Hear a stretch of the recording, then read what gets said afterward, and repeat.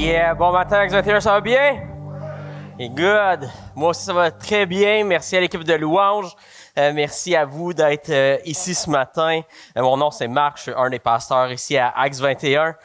Très heureux d'être avec vous, d'avoir l'opportunité ce matin de vous partager un message qui brûle particulièrement en mon cœur. Un message qui est profondément biblique et qui va être en fait à mi-chemin, je dirais, entre une présentation et une prédication, mais qui, je suis certain, va être en mesure de vous édifier ce matin, vous mettre au défi aussi dans votre vie personnelle, dans votre cheminement avec Dieu. Et puis, le titre de mon message ce matin, c'est rare que j'ai un titre, mais là, j'en ai un. Fait que préparez-vous, ça va être quelque chose. Le titre de mon message est « Mettre de la viande autour de... » Vous startez mal parce que c'était mettre de la viande autour de... On y va avec la prochaine slide. Du christianisme. Ah! J'étais sûr que vous étiez pour l'avoir. Bon. Donc, mettre de la viande autour du christianisme. Et pour débuter, j'aimerais qu'on regarde à la définition du Larousse sur du mot « incarnation ». Donc, la première définition du Larousse du mot « incarnation », ça dit « acte par lequel un être spirituel, une divinité, s'incarne, forme sous laquelle cet être apparaît ». Donc, par exemple, ce qu'on voit dans la Bible, c'est que Jésus, c'est l'incarnation de Dieu. C'est Dieu en chair et en os. C'est Dieu avec de la viande. Définition numéro 2, personne ou chose qui apparaît comme la représentation, la manifestation concrète d'une réalité abstraite. Donc, par exemple, est-ce que vous avez déjà entendu que quelqu'un dire « Ah ouais, cette personne-là, c'est le mal incarné. » Cette personne-là, c'est le mal incarné, c'est le mal en personne, c'est le mal en chair et en os.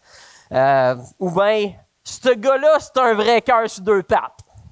Habituellement, c'est de moi qu'on parle quand on dit ça, OK? Juste si ça ne vient pas. Mais ces personnes-là, dans le fond, incarnent un concept qui est abstrait. Comme le mal, c'est un concept abstrait.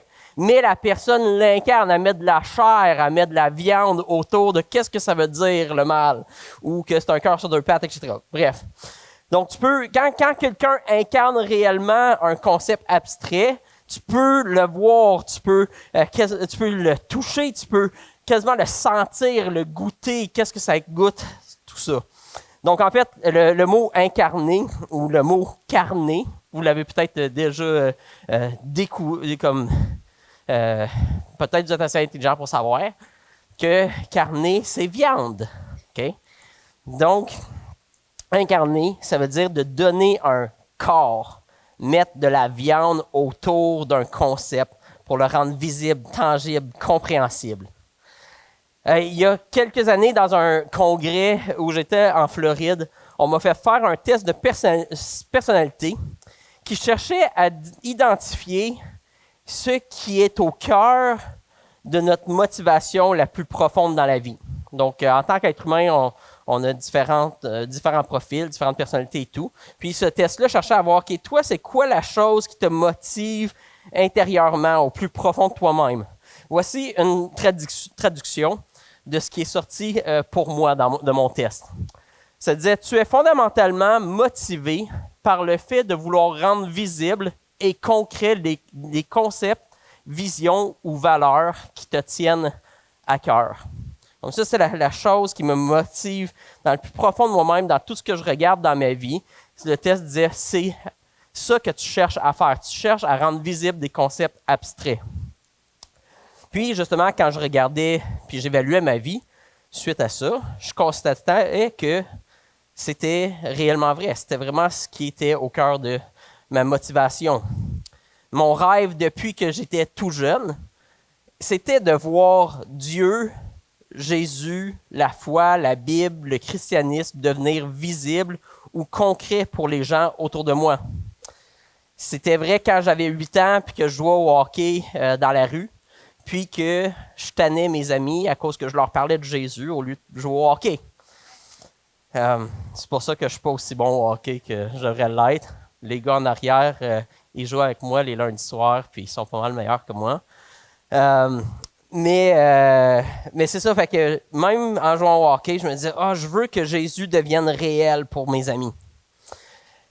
Puis après ça, c'était vrai au secondaire, quand que dans mon école secondaire, j'avais essayé de rallier les autres chrétiens dans l'école pour qu'on commence une réunion de prière ensemble.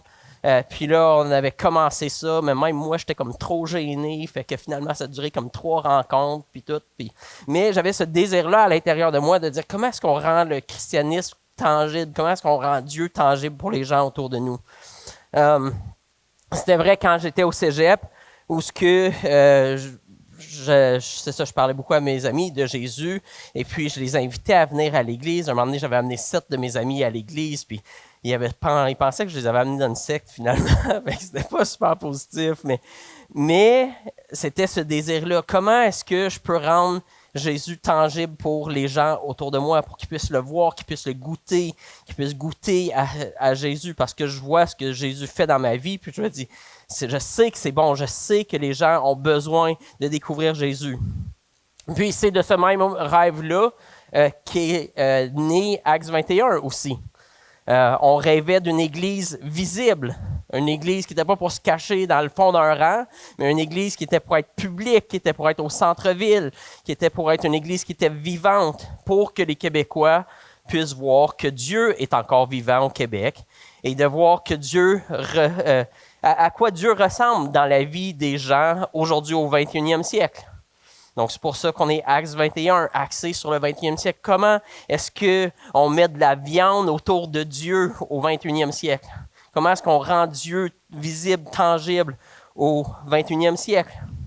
Puis c'est la même chose avec toutes les initiatives aussi qui sont sorties d'Acts 21. Donc, en fait, on se posait la question, qu'est-ce que Dieu, en chair et en os, qu'est-ce qui ferait un 30 juin et 1er juillet? On essayait de s'imaginer, qu'est-ce que Dieu pourrait bien faire? Puis là, au début, on se disait, parce que ça n'existait pas encore, puis là, on se disait, probablement que, on s'imagine, on se dit, OK, peut-être que Jésus, il marcherait dans les rues, puis il verrait s'il y a des gens qui ont besoin d'aide dans leur déménagement, puis il les aiderait gratuitement à déménager. Et donc, c'est de même qu'est née Opération Ça déménage. Parce qu'on s'est dit, OK, comment est-ce qu'on peut rendre le christianisme tangible, visible?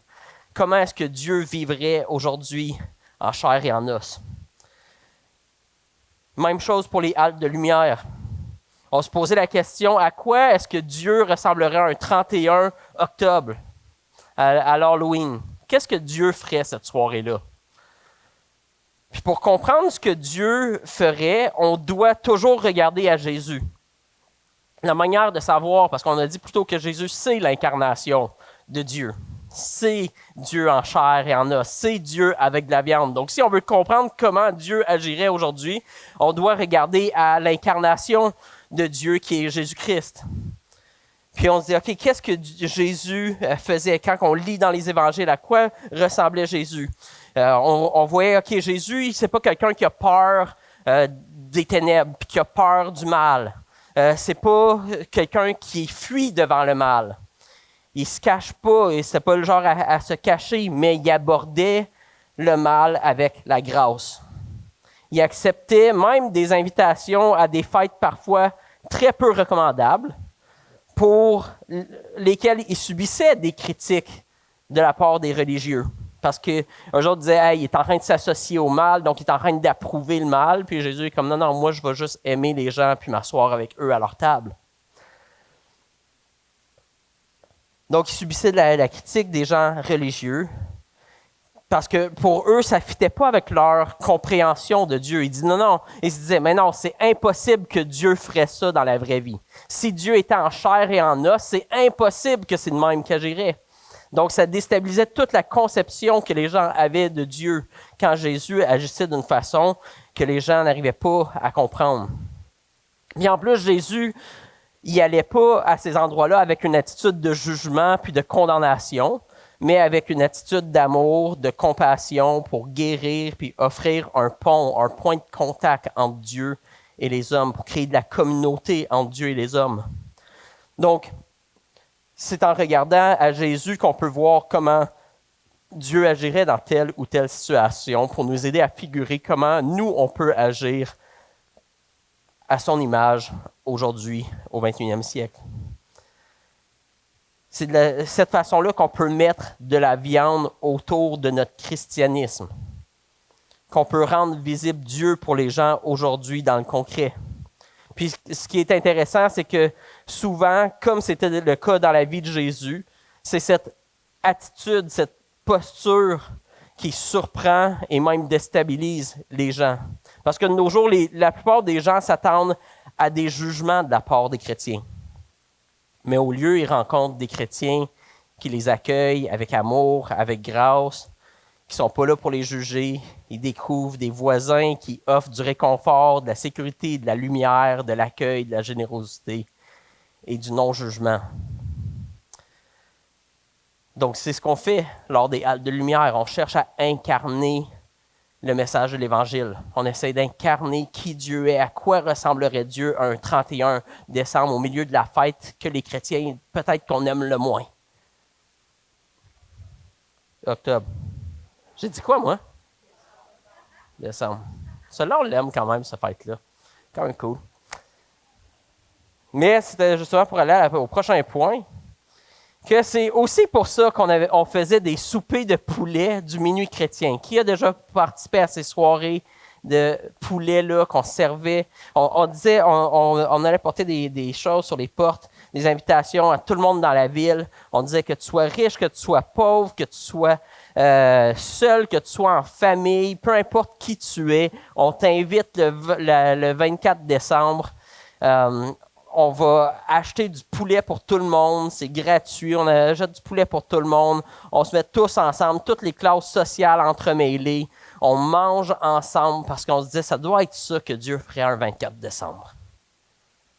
Il se promènerait, parce que ça avait commencé que ça n'avait même pas commencé de façon intentionnelle, c'est juste on était pour faire une célébration de Noël, puis là, moi, je devais arriver d'avance. Donc, je me suis dit, vu qu'il faut que j'arrive d'avance, puis il va falloir que je soupe, bien, peut-être que quand il va venir le temps du souper, bien, je peux aller me promener dans les rues. À ce moment-là, on était à Sherbrooke, sur la Wellington. Je vais aller me promener sur la Wellington, puis je vais voir s'il y a des gens qui semblent être seuls. Puis, on va juste les inviter, puis je vais commander du poulet pour moi, puis pour les autres. Puis, finalement, bien, d'année en année, ça l'a grossi. Puis, on servait au-dessus de 500, 600 poulets par Noël, avec des gens de la ville qui venaient pour manger avec nous, puis pour célébrer Noël avec nous. Parce qu'on se disait, ça doit être à ça que ça ressemblerait, à quoi Dieu ressemblerait un 24 décembre. Puis c'est pour ça aussi qu'on continue aujourd'hui à faire des paniers de Noël, des paniers de Pâques, parce qu'on veut mettre de la viande, on veut mettre de la chair autour de notre christianisme, pour que les gens puissent goûter et voir que le christianisme, c'est pas juste un concept spirituel abstrait, intangible, mais que c'est un concept qui prend vie. C'est un concept qui prend vie, qui a de la chair, qui a de la viande, qui a de la substance autour de l'os. Puis on n'est pas la seule église à faire ça. La majorité des églises cherchent à faire d'une manière ou d'une autre. De rendre visible le christianisme, le rendre tangible. Pour ceux qui connaissent l'Église Nouvelle Vie, c'est le même concept pour Action Nouvelle Vie, qui offre de l'aide tangible dans la vie des gens. Pour le 2159, qui accueille des jeunes qui sortent de la DPJ, mais qui sont en train de figurer comment est-ce que je vais naviguer ma vie par la suite. Et donc, les chrétiens et les organismes chrétiens se sont mis ensemble. La Nouvelle Vie s'est mobilisée pour dire on va créer un endroit où ces gens-là peuvent être accueillis, qui peuvent être accompagnés, parce qu'on pense que Dieu sait ce qu'il ferait. Tous des moyens de rendre Dieu physique, tangible, visible, puis une bonne nouvelle dans la vraie vie des gens. Puis, curieusement, dans ma propre vie, c'est aussi ce désir-là de rendre Dieu et Jésus et le christianisme visible. partout dans la ville, puis dans toutes les sphères de la société, qui m'a poussé moi-même en 2016 à me concentrer sur aussi d'autres projets. Au-delà de Acts 21, puis de ces projets-là, je voulais, en tant que pasteur, réfléchir à comment est-ce qu'on rend Dieu visible encore plus à l'intérieur de la ville, puis à l'extérieur des murs de l'Église. Donc, je voulais réfléchir à d'autres façons de rendre Dieu tangible. C'est pour ça que, personnellement, j'ai commencé à passer beaucoup de temps à l'extérieur des murs de l'Église. J'ai commencé à passer du temps dans les chambres de commerce, ici à Magog, dans les rencontres de la ville, les rencontres de développement économique. Mais mon seul but réel, c'était de démontrer l'amour de Dieu dans ces endroits-là, de dire le christianisme est très peu présent des fois dans ces endroits-là. Comment est-ce qu'on pourrait y ajouter de la viande? Comment est-ce qu'on pourrait le rendre un peu plus tangible pour les gens? Parce que les gens entendent parler de christianisme, mais ils disent « Ah, c'est quelque chose de passé date, c'est quelque chose qui n'a plus de substance, qui n'a pas de goût. » Donc, comment est-ce qu'un corps humain peut se rendre dans un endroit pour que tout d'un coup, un concept qui est flou et abstrait pour les gens puisse commencer à avoir de la chair, de l'os, et dire « Ah, OK, c'est ça le christianisme. OK, c'est à ça que ça ressemble aujourd'hui. OK, peut-être c'est pas aussi mort puis déconnecté de la réalité que je le pensais. » Donc, je voulais rendre le christianisme plus tangible pour les gens. C'est ce qui a amené aussi... qui nous a poussé en fait à amener au Québec le sommet mondial du leadership, que vous avez peut-être, on annonce d'année en année, donc c'est pas cette slide-là, je pense que j'ai oublié de la mettre dans l'écran, dans la présentation. Désolé Némi, merci Némi pour ton travail. Puis, c'est ça, c'est ce qui a lancé le sommet mondial du leadership, est là finalement, parce qu'on voulait que les gens découvrent que le leadership de Jésus, c'est le meilleur leadership qui existe. Puis, on voulait que les gens puissent avoir une vision chrétienne du leadership.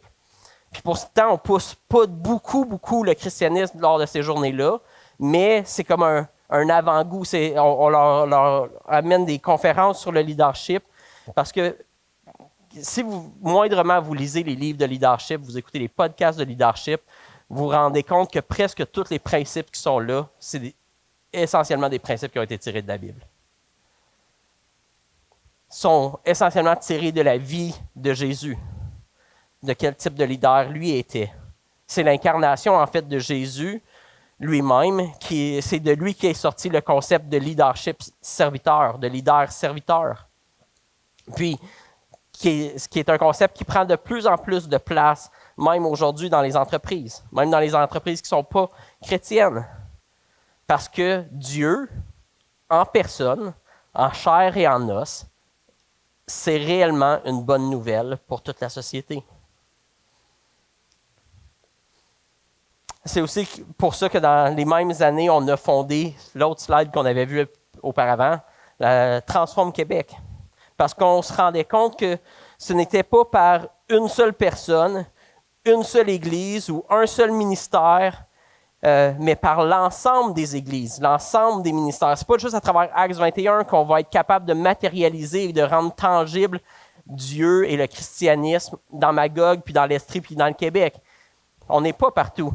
On est ici sur la principale, on est à Sherbrooke, au cégep de Sherbrooke, mais il y a plein de villes au Québec, il y a plein de régions du Québec. Puis même si on est ici à Magog, on n'est pas capable de représenter Dieu partout dans tous les milieux de travail, dans toutes les sphères de la société, dans toutes les écoles, dans tous les endroits qui existent.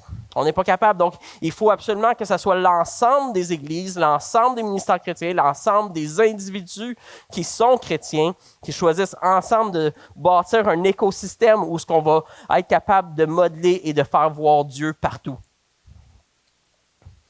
Puis pas du jour au lendemain, mais sur une vision de 40 ans. Puis c'est ça qu'on s'est lancé avec Transforme Québec. On a dit comment est-ce qu'on peut amener qu'au Québec, là où ce que présentement la foi n'est pas très visible, et où on n'en parle presque pas, L'autre jour, il y a quelques années, en fait, j'avais vendu une de mes voitures à un homme qui était un musulman. Puis, pendant que je vends la voiture, on se parle, puis là, je lui parle de Dieu. Puis, il m'arrête, puis il me dit, « Ça fait 2 ans que je suis au Québec, tu es la première personne qui me mentionne le mot Dieu. » Donc, comment est-ce qu'on fait pour partir d'un Québec où c'est tabou de parler de Dieu, c'est tabou de parler de religion, puis là, on dit, OK, comment est-ce qu'en 40 ans, on pourrait complètement inverser la chose pour que Dieu soit visible partout et perçu comme une bonne nouvelle partout dans toutes les sphères de la société? C'est pour ça qu'on a commencé Transforme Québec. Puis c'est de là qu'est sorti en 2023 le mouvement AVAD, dont vous avez peut-être entendu parler parce que on publicise beaucoup partout sur les médias sociaux, donc peut-être vous avez vu passer. Mais le mouvement AVAD, qui, entre autres, on a une conférence le 23 novembre prochain, que je pense que ça va apparaître à l'écran aussi.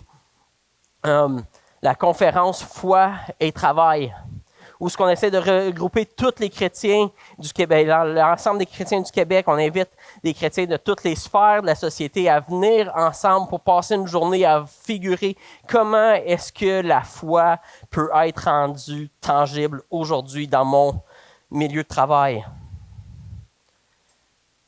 Puis justement, il y a beaucoup de gens qui me posent la question, c'est quoi AVAD, c'est quoi AVAD?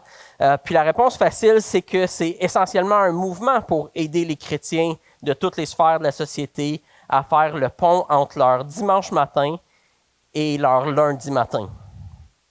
Avec des événements, on a des événements qu'on fait comme celui-là, on a des groupes professionnels qui se rencontrent ensemble, comme par exemple, il peut y avoir des gens, des entrepreneurs qui vont se rencontrer ensemble pour discuter, de voir, OK, ben comment est-ce que nous, on vit notre christianisme en tant qu'entrepreneur? Qu'est-ce que ça veut dire d'être un chrétien qui crée des entreprises? Comment est-ce que ça s'implémente dans mon entreprise? Comment est-ce que ma foi, comment est-ce que je fais pour mettre de la chair autour de ma foi dans mon entreprise? Mais c'est la même chose pour les enseignants à l'école, dans les personnes dans les milieux de la santé, etc. Comment est-ce qu'on fait pour mettre de la viande autour de l'os? Puis, on a justement aussi développé un appli qui est disponible pour tous. Puis, le but, c'est de connecter les chrétiens pour que le chrétien qui est ingénieur puisse connecter avec les autres chrétiens qui sont ingénieurs pour voir okay, ben, comment est-ce que toi, tu vis ça en tant que chrétien. Puis il y a des podcasts où des gens vont partager. Dominique Chaussé en a été un qui a partagé comment lui vivait sa foi dans son milieu de travail. Donc des ressources, des témoignages, tous dans le but de voir comment est-ce qu'on rend concret le christianisme aujourd'hui au 21e siècle. À quoi ça ressemble un médecin chrétien? C'est-tu la même chose qu'un médecin qui n'est pas chrétien? Comment est-ce que Jésus, à quoi ressemblerait Jésus s'il était médecin? T'aimerais-tu ça avoir Jésus comme médecin? T'aimerais-tu ça avoir Jésus comme garagiste? Pourquoi? Tu serais sûr qu'il n'y aurait pas d'erreur. Donc, si tu veux incarner Dieu comme garagiste, tu cherches à être un bon garagiste qui va chercher à ne pas faire d'erreur. Pourquoi d'autre qu'on aimerait ça que Jésus soit notre garagiste? Coûte moins cher. Est-ce qu'on pense que Jésus, s'il est en chair et en os au 21e siècle, est-ce qu'on pense que lui, il a un garage puis c'est gratuit? Pourquoi?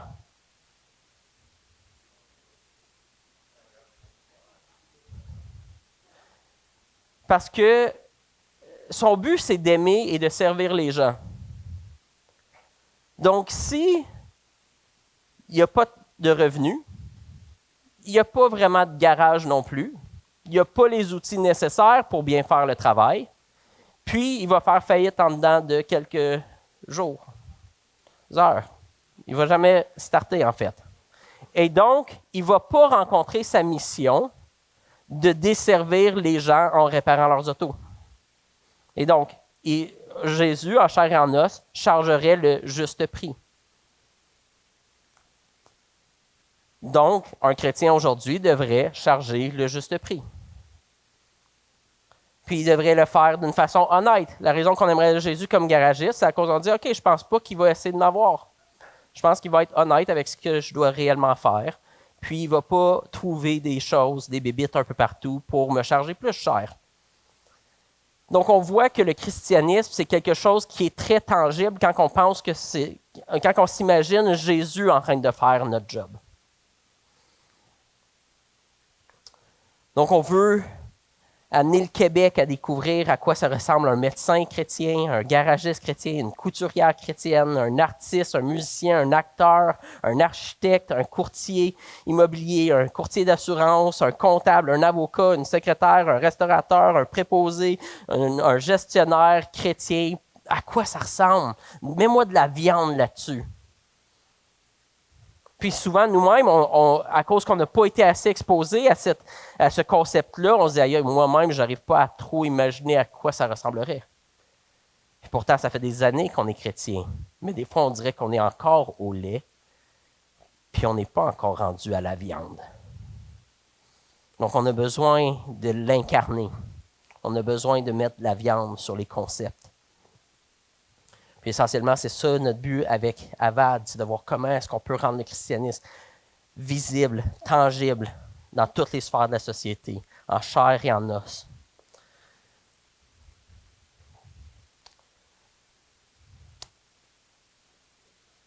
Donc, j'ai un petit exercice. Je suis un peu en retard dans mon temps.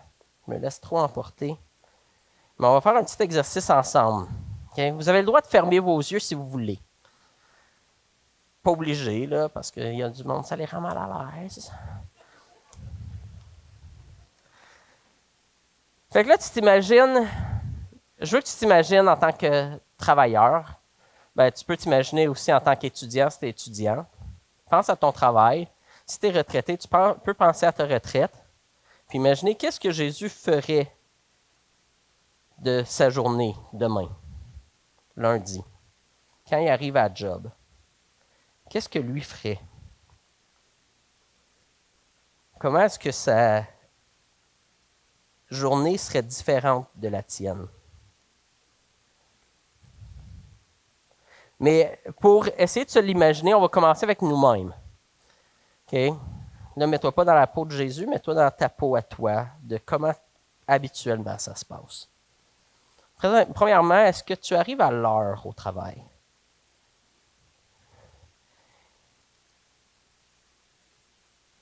Qu'est-ce que tu fais de ta journée? C'est quoi ton niveau de motivation au travail présentement? C'est qu'est-ce qui te motive à aller au travail? Quand tu rentres à la job, c'est qui est-ce que tu croises? Comment tu réagis quand tu le vois? Qu'est-ce que tu lui dis? Dans ton travail, est-ce que tu t'appliques vraiment à faire ton travail avec excellence? À quoi ressemble ton attitude au travail? Est-ce que tu travailles avec joie? Est-ce que les gens autour de toi diraient wow, ce travailleur-là, il a vraiment il incarne la joie. Est-ce que tu travailles avec reconnaissance? Est-ce que tu es un élément positif à ton travail? Est-ce que tu perds ton temps au travail?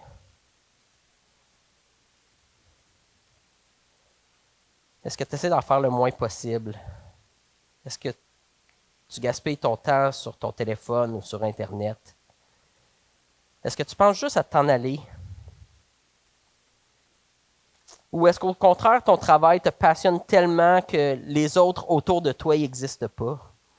Même que tu négliges parfois ta femme, tes enfants, tes responsabilités familiales à cause de ton travail? Comment est-ce que tu es envers tes collègues, tes patrons, tes supérieurs, tes employés, tes clients, tes patients? Comment est-ce que tu leur parles? Est-ce que tu les connais réellement? Est-ce que tu t'intéresses à eux? Est-ce que tu connais leur famille? Est-ce que tu sais ils ont combien d'enfants? Est-ce que tu connais le nom de leurs enfants? Est-ce que tu sais c'est quoi les aspirations les plus profondes au cœur de tes collègues? Est-ce que tu connais leurs joies, leurs peines, leurs difficultés du moment? Est-ce que tu t'en soucies? Est-ce que tu te soucies des défis et enjeux de la compagnie ou l'entreprise pour laquelle tu travailles? Est-ce que tu cherches à trouver et à être une solution pour ces enjeux-là au travail? Ou est-ce que tu te dis que c'est juste le problème du boss? Est-ce que tu te soucies de la santé financière de la compagnie, de l'atmosphère au travail? Est-ce que tu pries pour tes collègues, tes boss, tes employés, ta compagnie? Est-ce que tu contribues positivement à l'ambiance et l'esprit d'équipe au travail pour en faire un milieu sain et agréable? Est-ce que tu as un élément positif dans la compagnie et qui cherche le bien de tous les parties concernées? Est-ce que tu traites tous les gens avec honneur et dignité? Est-ce que tu travailles trop? Est-ce que tu sais quand c'est le temps de partir pour ne pas négliger tes autres responsabilités? Est-ce que les gens te perçoivent comme quelqu'un de généreux ou quelqu'un de gratteux? Est-ce qu'à la pause, tu es toujours en train de te plaindre de tes collègues, de ta paye? Est-ce que tu parles dans le dos? Est-ce que tu dénigres ton employeur ou tes collègues? Est-ce que tu es sincère avec toi-même? Si tu es sincère avec toi-même, est-ce qu'en réalité, tu es vraiment là pour l'argent? Si ce n'était pas une question d'argent, est-ce que tu serais ailleurs à la place? Est-ce que tu ferais autre chose? Est-ce que tu es là pour ce que toi, tu peux retirer de ton travail? Ou est-ce que tu es là pour voir qu'est-ce que tu peux apporter et contribuer? Est-ce que les gens savent que Dieu fait partie de ta vie? Est-ce que, au contraire, tu leur tapes sur les nerfs avec Dieu? Est-ce qu'ils sentent que tu es toujours là à les juger, comme s'ils ne sont pas assez bons pour toi? Est-ce que ta présence au travail est une bonne nouvelle? Est-ce qu'ils ont le goût d'être dans ta présence? Est-ce qu'ils ont le goût de t'inviter chez eux, dans leur party, dans leur maison, dans leur fête, que tu fasses partie de leur vie même à l'extérieur du travail? Est-ce que tu les invites, toi, dans ta vie? Ou pour toi, c'est juste des collègues de travail, tu veux les voir le moins possible, avoir le moins possible à faire avec eux? Est-ce que tu es rempli d'amour et de compassion pour eux? À la fin de la journée, quand tu regardes ta journée, qu'est-ce que tu as fait de valeur dans ta journée?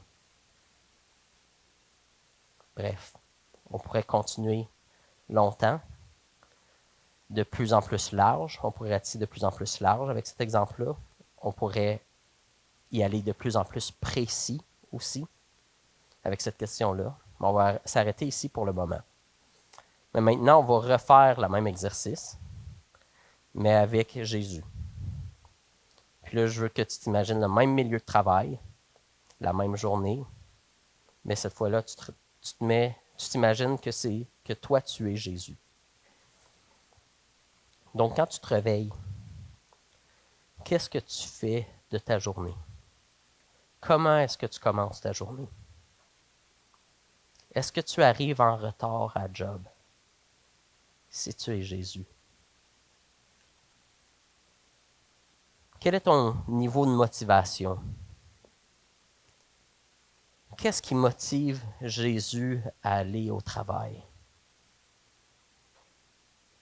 Qui est-ce que Jésus croise en rentrant au travail? Comment est-ce que Jésus réagit en le voyant? Qu'est-ce qu'il lui dit? Est-ce que Jésus s'applique à son travail, puis est-ce qu'il le fait avec excellence ou est-ce qu'il botche? Est-ce que Jésus est un élément positif dans son milieu de travail?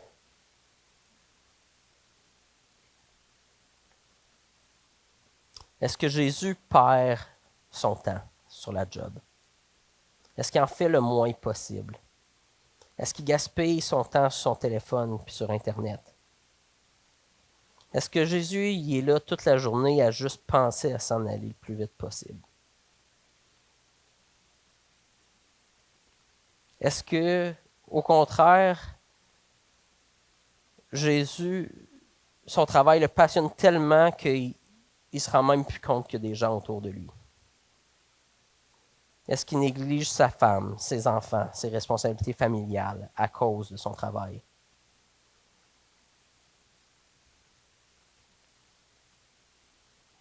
Comment est-ce que Jésus est envers ses collègues, ses patrons, ses supérieurs, ses employés, ses clients, ses patients? Comment est-ce qu'il leur parle? Est-ce que tu penses qu'il les connaît réellement? Est-ce qu'il s'intéresse à eux? Est-ce qu'il connaît leur famille, le nombre d'enfants qu'ils ont? Est-ce qu'ils se rappellent du nom de leurs enfants? Est-ce qu'il connaît les aspirations profondes de ses collègues? Il connaît leurs joies, leurs peines, leurs difficultés. Est-ce que Jésus se soucie des défis et des enjeux de la compagnie? Ou il se dit que c'est juste le problème du boss? C'est son problème à lui. Est-ce que Jésus cherche à trouver des solutions? Est-ce qu'il se soucie de la santé financière de la compagnie? De l'atmosphère de travail? Est-ce que Jésus prie pour ses collègues, ses boss, ses employés, sa compagnie? Est-ce qu'il contribue positivement à l'ambiance et l'esprit d'équipe au travail pour en faire un milieu sain et agréable? Est-ce que Jésus est un élément positif qui cherche le bien de tous? Est-ce que Jésus traite les gens avec honneur et dignité? Est-ce que Jésus travaille trop? Est-ce qu'il sait quand c'est le temps de partir pour ne pas négliger ses autres responsabilités? Est-ce que les gens à job perçoivent Jésus comme généreux ou comme gratteux? Est-ce que Jésus, à la pause, il se plaint? Il se plaint de ses collègues, de sa paye, parle dans le dos, dénigre son employeur. Si Jésus est sincère avec lui-même, est-ce que dans le fond, il est réellement là pour l'argent? Puis si ce n'était pas une question d'argent, il ferait juste aller ailleurs. Est-ce que Jésus serait surtout là pour qu'est-ce que lui peut en retirer? Ou surtout là pour voir qu'est-ce que lui pourrait en apporter et contribuer? Est-ce que les gens sauraient que Dieu fait grandement partie de la vie de Jésus? Est-ce que Jésus leur taperait sur les nerfs avec Dieu? Est-ce qu'ils sentiraient que Jésus est toujours là pour les juger, qu'ils ne sont jamais assez bons pour lui, parce que c'est trop exigeant? Est-ce que sa présence serait une bonne nouvelle? Est-ce qu'il y aurait le goût d'être dans sa présence? Est-ce qu'il y aurait le goût d'inviter Jésus chez eux, dans leur maison, dans leur fête, dans leur party? Est-ce qu'il y aurait le goût que Jésus fasse partie de leur vie à l'extérieur du travail? Est-ce que Jésus les inviterait dans sa vie? Ou les verrait juste comme des collègues de travail qui ont le goût le moins possible d'avoir affaire avec eux? Est-ce que Jésus serait rempli d'amour, de compassion pour eux? À la fin de sa journée, qu'est-ce que Jésus aurait fait de valeur dans sa journée?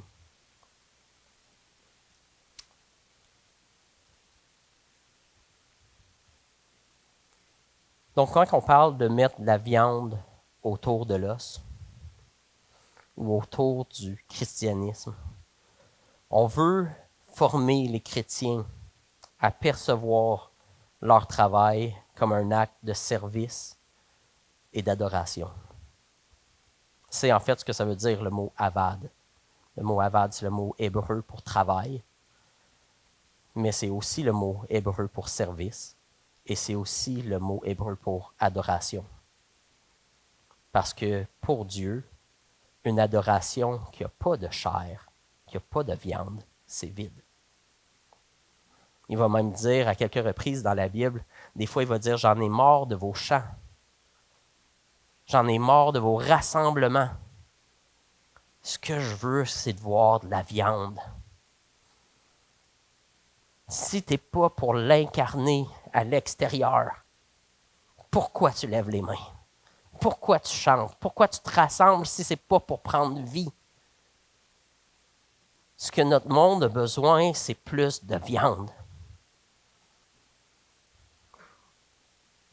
La raison pourquoi les gens ont de la misère avec le christianisme ici au Québec, c'est parce qu'on n'a pas incarné Dieu. On a été une incarnation trop souvent du mal.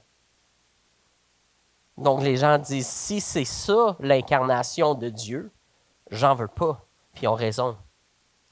Donc ce que notre monde a besoin, c'est des êtres humains en chair, en os, qui ont l'Esprit de Dieu en eux et qui choisissent de vivre comme Christ, avec un corps.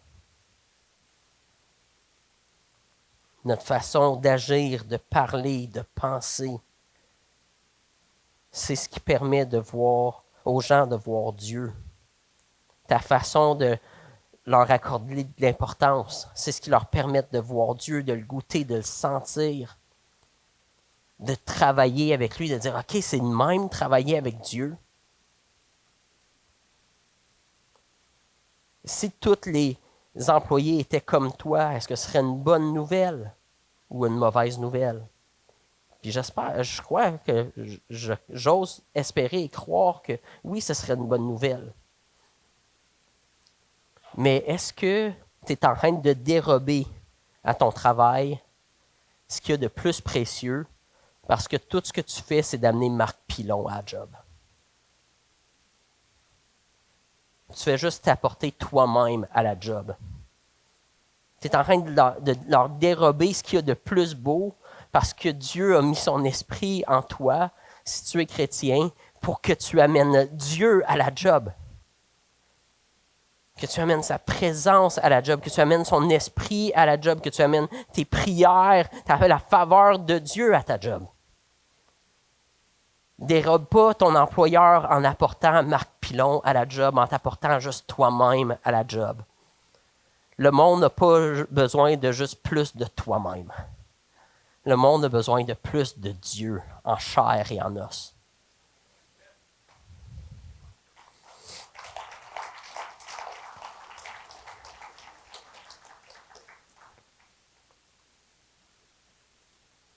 Donc, on est appelé à incarner Jésus partout, à être son corps, ses mains, ses pieds, rendre tangible et visible son cœur, son amour, sa paix, sa joie, sa patience, sa bonté, sa douceur, sa bienveillance, sa maîtrise de soi. Et pour ça, on a besoin de son Saint-Esprit. On a besoin d'être en prière. On a besoin de Dieu. Tu ne peux pas être Dieu à job si tu n'es pas connecté avec Dieu, si tu n'es pas continuellement en communion avec lui. Parce que sinon, tu vas naturellement devenir juste ta propre personne naturelle. Puis c'est aussi pour ça que Jésus dit que ça prend tous les membres de son corps, pas juste certaines parties de son corps. Il dit que ça prend tous les croyants. Puis qu'il n'y a pas des croyants qui sont plus importants que d'autres, qu'il n'y a pas des membres qui sont plus importants que d'autres. Parce que chaque membre, chaque chrétien est important. Il y a seulement toi qui est capable d'être le corps de Dieu à l'endroit où ce que Dieu t'a placé. Si tu es un père, une mère, un mari, un ami, un collègue de travail, là où Dieu t'a placé, tu es la seule personne sur la terre qui a l'appel d'être Christ à cet endroit-là. D'être le corps de Christ à cet endroit-là. Tu ne peux pas demander à quelqu'un d'autre de le faire. Il y a juste une infirmière chrétienne qui peut montrer en chair et en os à quoi ressemble Dieu dans son métier. Il y a juste un enseignant chrétien qui peut montrer en chair et en os, à quoi ressemble Jésus comme enseignant. Il y a juste un entrepreneur chrétien qui peut montrer en chair et en os à quoi ressemble Jésus comme entrepreneur. Ça te prend toi et l'ensemble des chrétiens pour montrer en chair et en os à quoi ressemble Dieu, pour le rendre visible et tangible partout, sur toute la terre et sous tous les angles et sur toutes les facettes. Quand on dit, je l'avais dit dans une prédication il n'y a pas si longtemps, quand on dit que tout a toujours rapport avec Jésus, ça veut aussi dire qu'il y a ce mystère-là que tous nos gestes, toutes nos paroles, toutes nos actions ont aussi rapport avec lui. c'est jamais déconnecté de Jésus, parce que soit qu'on est en train d'agir comme lui, ou soit qu'on est en train d'agir pas comme lui. Donc, tout a toujours rapport avec Jésus. On a été créé par lui et on a été créé pour lui. C'est pour sa gloire que tu existes. Tu existes pour incarner qui il est, pour pointer vers lui. C'est pour ça que Jacques 2 nous dit la chose suivante. Il dit « Mes frères et sœurs, que sert-il à quelqu'un de dire qu'il a la foi s'il n'a pas les œuvres? » À quoi ça sert de dire qu'on a la foi si on ne l'incarne pas, si elle ne devient pas tangible cette foi-là? Le désir de Dieu depuis la création du monde est de rendre son amour, son caractère, sa personne tangible et visible parce qu'il veut se faire connaître. Puis on le voit dans la nature, on le voit dans la création, mais encore plus que ça, Dieu a spécifiquement créé l'être humain pour être sa créature par excellence, pour démontrer qui il est, pour régner et cultiver et garder la terre à son image. Être son reflet par notre façon d'être, d'aimer, d'agir. Mais trop souvent, on pêche contre Dieu. On manque la cible. On n'agit pas comme Dieu. On incarne une image qui ne ressemble pas à Dieu. Et c'est pour ça, quand Jésus-Christ, Dieu nous donne le modèle et l'image parfaite de l'incarnation de Dieu. Et non seulement il nous donne le modèle et l'image parfaite, mais Jésus prend sur lui nos fautes, les fois où nous, on n'a pas été à la hauteur d'être l'incarnation de Dieu. Il nous pardonne, il nous offre un nouveau départ, il nous relève à chaque jour. À chaque jour, je peux choisir de me dévêtir de moi-même pour revêtir Christ avant d'aller à la job. C'est ça la signification de prendre sa croix, puis de suivre Jésus, puis de devenir un disciple de Jésus. C'est aussi ça la signification du baptême. Je plonge dans une nouvelle vie. Parce que dans le baptême, ce qu'on voit, puis je vais inviter l'équipe de louange à venir s'installer. Dans la Bible, ce qu'on voit, c'est que le baptême, c'est quand une personne prend conscience de ça. Il dit, je sais que Dieu m'a créé pour être à son image. Je sais qu'il m'a créé pour le bien. Je sais qu'il m'a créé pour aimer. Je sais qu'il m'a créé pour être patient. Je sais qu'il m'a aimé pour me soucier des autres. Mais à chaque fois que je ne ressemble pas à Dieu, que je choisis de faire à ma tête, puis d'être mon propre Dieu, puis décider moi-même ce qui est bien et mal, puis d'être impatient, puis d'être méchant et tout ça, je suis en train d'agir contraire à Dieu et à cause de ça, j'ai besoin d'être purifié de mes péchés. J'ai besoin de me réaligner sur la bonne affaire parce que tu as été créé pour ça. Que tu sois croyant ou pas croyant, tu as été créé pour être à l'image de Dieu. Puis c'est juste toi qui choisis si tu es en train d'accepter le plan de Dieu pour ta vie ou si tu es en train de rejeter le plan de Dieu pour ta vie. Jésus disait des pharisiens qui étaient les gens religieux du temps, il disait, les pharisiens ont rejeté le plan de Dieu pour eux en ne se faisant pas baptiser par Jean-Baptiste. Le plan de Dieu, c'est que tous viennent à la repentance, que tout le monde se tourne de bord et dit maintenant, ma vie, à partir de maintenant, ce n'est plus Marc Pilon qui vit, c'est Christ qui vit en moi.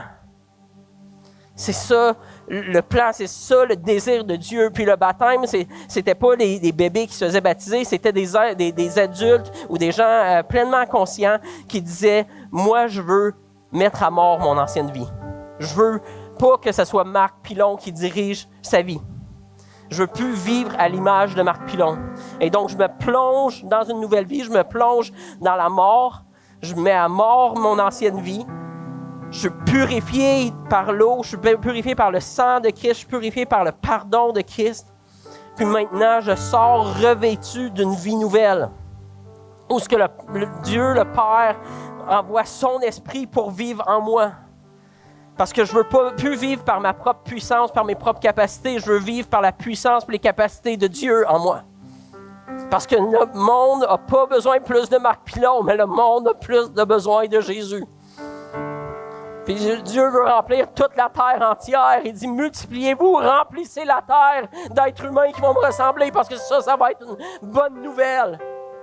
Mais tant que vous faites à votre tête, tant que vous essayez, vous, les êtres humains, de juste dire, ah non, moi je veux juste vivre ma petite vie tranquille, puis tailler ma headset, puis faire mes petites affaires, puis me concentrer sur moi, ça va pas être une bonne nouvelle. Vous allez être 8 milliards d'êtres humains en train de vous chicaner les uns les autres. Je vous invite à vous repentir, à commencer une vie nouvelle, à bâtir un royaume qui est beau, qui me ressemble. Et donc, dans les prochaines semaines, il va y avoir des baptêmes. Si toi, dans ta vie, tu te dis, moi, c'est ça que je veux. J'en ai marre de vivre ma vie à ma manière. J'en ai marre de vivre juste pour moi-même, puis pour mon image, puis qu'est-ce que les gens pensent de moi. J'en ai marre de ça. Je veux la liberté de vivre une vie nouvelle en Jésus. Puis à chaque fois que je tombe par terre, puis que je ne suis pas à la hauteur, je sais qu'il va me relever. Je sais qu'il va me fortifier. Je sais qu'il va me redonner la vie. Parce que c'est un mystère incroyable que le Dieu de l'univers peut vivre en toi. Et donc, je vous invite, Acte 21, qu'on puisse se lever ensemble en terminant. Que ça puisse être justement une journée de repentance pour nous. De dire, j'ai mal incarné qui tu es. J'ai mis de la viande qui ne te ressemble pas. Merci que tu es un Dieu gracieux. Merci que tu n'es pas là pour me condamner. Tu es un Dieu qui est tellement merveilleux. Tu veux me relever, tu veux insuffler la vie en moi, tu veux mettre ton esprit en moi. Et aide-moi, Jésus, à partir d'aujourd'hui, dans mon mariage, avec mes enfants, dans ma famille, dans mon voisinage, dans ma ville, dans mon milieu de travail, à être comme toi, à vivre pour ta gloire. Puis permettre aux gens autour de moi de voir à quel point c'est une bonne nouvelle quand quelqu'un se laisse transformer par Jésus. Amen. Ah, merci, Marc.